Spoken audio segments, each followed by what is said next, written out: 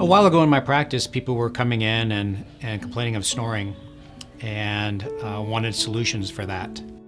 Patients come in and talk about their spouse keeping them awake at night and gasping for air in the middle of the night, and they go, I'm kind of worried about that, and that's a definite sign of sleep apnea.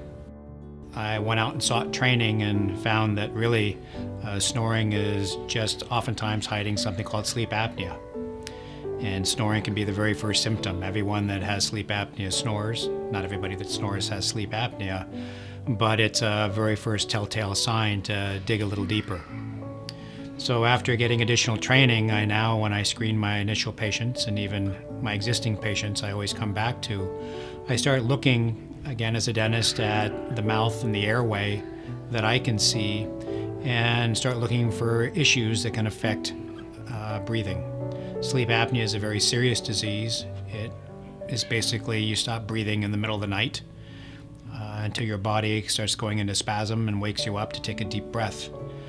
What's even scarier is oxygen concentration, which normally runs in the high 90s. Some people it drops in the low 80s. So you're at risks for cardiovascular disease, you're at risk for stroke, and a whole myriad of other things that can compound off of sleep apnea. So my goal is to be a screener for sleep apnea, to get people into the hands of the physicians so they can get a proper sleep test done and be diagnosed, do they have it or not?